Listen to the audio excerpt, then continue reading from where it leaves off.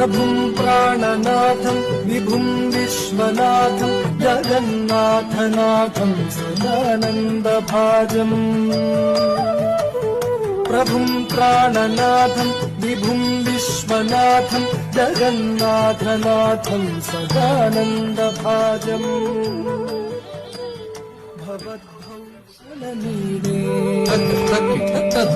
कपालं त्रिशूलं कराभ्यां दधानं पदां भोजनं रायकामं ददानम् कपालं त्रिशूलं कराभ्यां दधानं पदां भोजनं रायकामं ददानम्